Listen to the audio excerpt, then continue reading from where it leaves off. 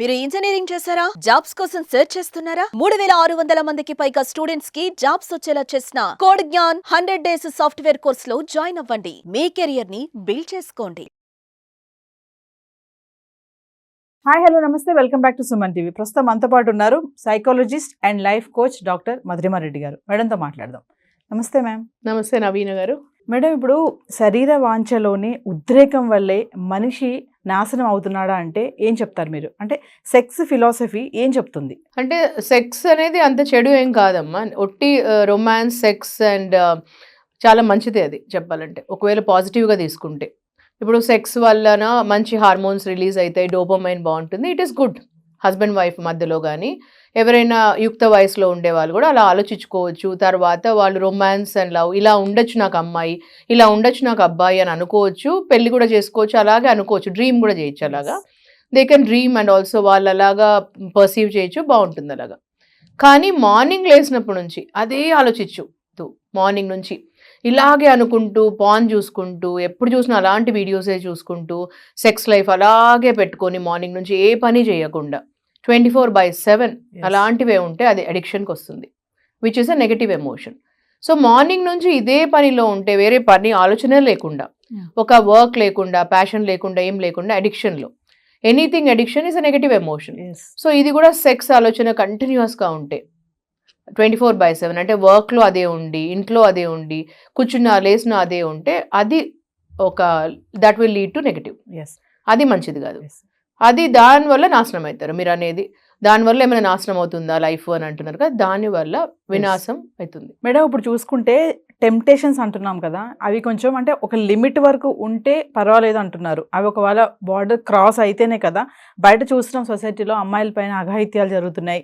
అంటే వాటిని మనం కంట్రోల్ చేసుకోవాలి అంటే, మీరు ఇందాక చెప్పారు, మీరు మార్నింగ్ నుంచి ఈవినింగ్ వరకు అదే యాసలో ఉంటే కనుక ఖచ్చితంగా జీవితం నాశనం అవుతుందని చెప్పేసి. మరి అలాంటి మైండ్ సెట్ ఉన్న వాళ్ళు కంట్రోల్ చేసుకోవాలి అంటే మీరు ఇచ్చే సలహాలు, సూచనలు ఏమైనా ఉన్నాయా? ఫస్ట్ అండ్ ఫార్మోస్ట్ లైఫ్కి ఒక ప్లానింగ్ పెట్టుకోండి. మీకు ఒక ప్లానింగ్ పెట్టుకోవాలి. రోజులో మార్నింగ్ లేసినాక మనం ఏం చేయాలని ఒక ప్లానర్ ఉండాలి మీకు. అంటే ఒక ప్యాషన్, పర్పస్తో కూడిన లైఫ్ని డిజైన్ చేసుకోండి.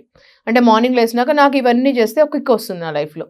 నాకు మార్నింగ్ లేసినాక ఇది గోల్, నాకు ఈరోజు ఇది అచీవ్ చేయాలని ఒక పెట్టుకోవాలి. ఈ వీక్లో ఇది అచీవ్ చేయాలి, ఈ రోజు ఇది అచీవ్ చేయాలి, ఈ మంత్లో ఇది అచీవ్ చేయాలని ఒక గోల్ పెట్టుకోండి. గోల్ డ్రివెన్ పెట్టుకోండి. అది మీ ప్యాషన్ అయి ఉండాలి.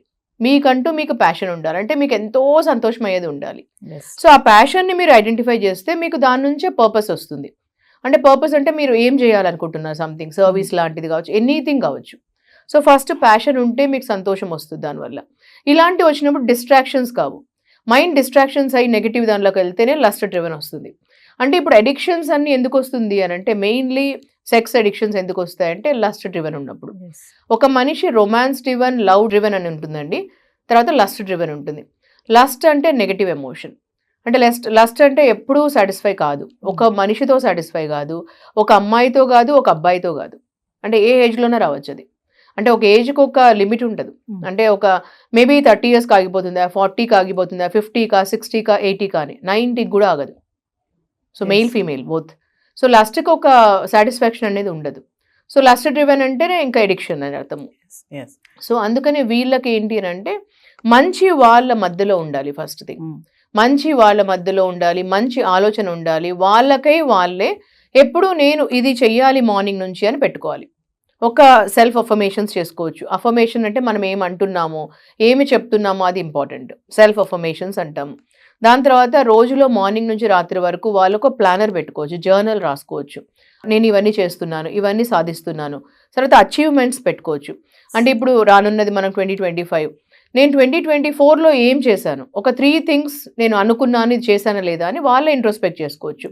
అలాగే 2025లో నేను ఇది గోల్ పెట్టుకుంటున్నాను, ఇది నేను అచీవ్ చేస్తాను, అంటే నేను అనుకున్నది నేనే చేస్తాను, అచీవ్ చేస్తాను అని.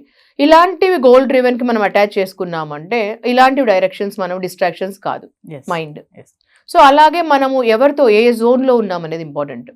With whom you are around అనేది చాలా ఇంపార్టెంట్. మనం ఎలాంటి వాళ్ళతో మాట్లాడతామో, ఎలాంటి వాళ్ళతో ఉంటామో అనేది మన థాట్స్ని, మన వ్యక్తిత్వాన్ని బట్టి వస్తుంది. సో అలాంటి వాళ్ళతో ఒకవేళ మనం ఇప్పుడు అడిక్షన్స్లో ఉన్నామనుకోండి, అలాంటి వాళ్ళు చుట్టుపక్కల మాట్లాడుతుంటారు, అలాంటి వాళ్ళు అట్రాక్ట్ చేస్తాం మనకు తెలియకుండా. అందుకనే మనము అబ్జర్వ్ చేసుకోవాలి ఎవరితో ఉంటున్నాం ఎక్కువ, ఇలాంటివన్నీ. సో దీనిల వల్ల వాళ్ళకు మంచి జరుగుతుంది. వాళ్ళు చూసుకొని, వాళ్ళు ఇంట్రోస్పెక్ట్ చేసుకొని, వాళ్ళ ఆలోచన శక్తిని చూసుకోవాలి. సో మంచి ఉద్దేశాలు పెట్టుకోవాలి అచీవ్ చేయడానికి. మ్యామ్ సెక్స్ ఫిలాసఫీ అంటారు కదా, మామూలుగా సెక్స్ అనగానే చాలా మంది అదేదో అది అంటే చెడు మాట అన్న ఫీలింగ్ లో చాలా మంది ఉన్నారు. మిమ్మల్ని అడిగితే ఏం చెప్తారు? అంటే సెక్స్ ఫిలాసఫీ అంటే ఏమంటారు మీరు? సెక్స్ అనేది డెఫినెట్లీ చెడు ఏం కాదండి. సెక్స్ అనేది చాలా ఇంపార్టెంట్ అయింది. ఈవెన్ మైండ్కి కూడా చాలా మంచిది. అండ్ అది డోపమైన్ కూడా రిలీజ్ చేస్తుంది, చాలా మంచిది అది. ఈవెన్ హస్బెండ్ వైఫ్ మధ్యలో గుడ్ సెక్స్ లైఫ్ ఉంటే వాళ్ళకి చాలా మంచి హ్యాపీనెస్ ఉంటుంది వాళ్ళిద్దరి మధ్యలో కూడా. So it is one of the good thing. And వాళ్ళిద్దరి మధ్యలో లవ్, రొమాన్స్ అండ్ సెక్స్ ఉండాలి. ఈ లోపల చాలా మంది చూస్తున్నాం అది గ్యాప్ వస్తుంది హస్బెండ్ వైఫ్ మధ్యలో. అది స్టార్టింగ్ నుంచే వాళ్ళిద్దరి మధ్యలో mentally, emotional and physical bonding అనేది 3 ఇంపార్టెంట్. అది వాళ్ళు బిల్డ్ చేసుకోవాలి. అది ఒకరి విషయం కాదు, ఇద్దరు కూడా కలిసిమెలిసి బిల్డ్ చేసుకోవాల్సింది.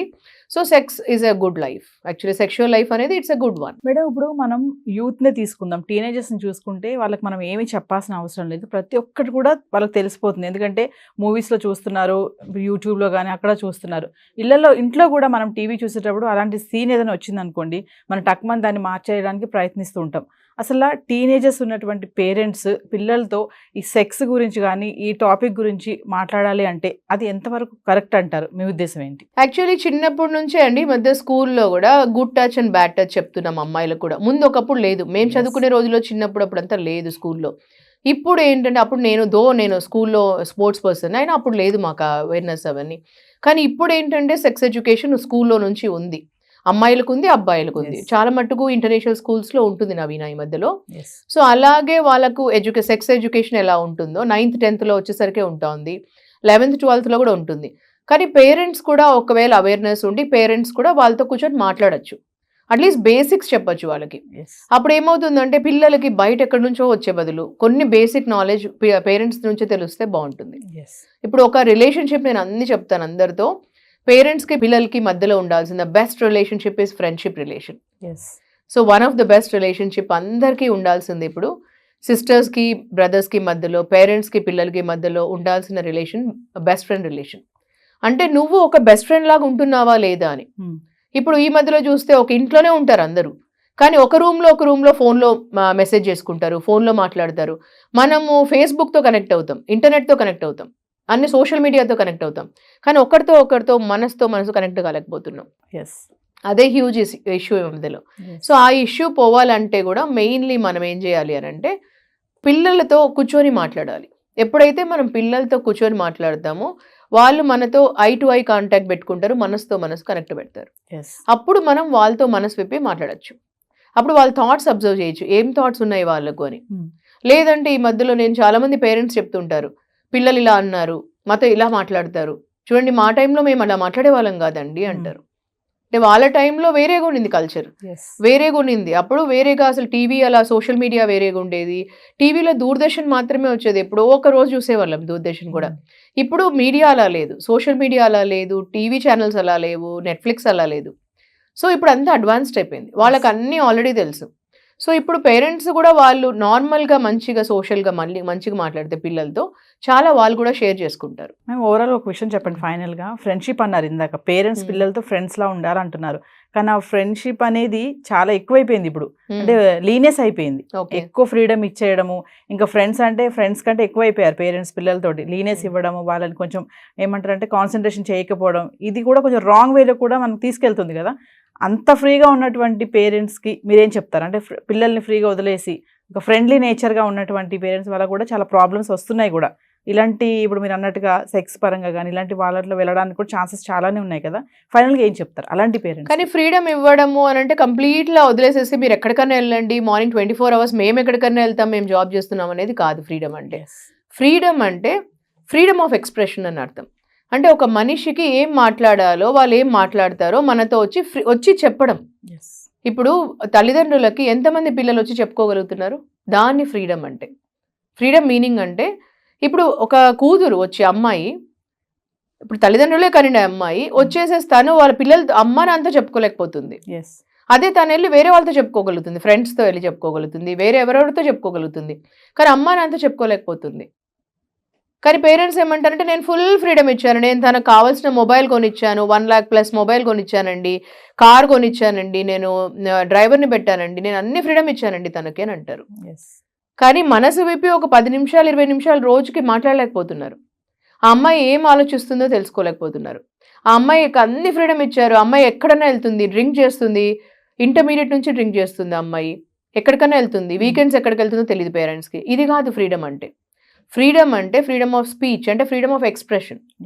ఆ అమ్మాయి మనసు విప్పి నీతో మాట్లాడుతుంటే రోజుకు ఒక 10 నిమిషాలే మాట్లాడాల్సింది మనం.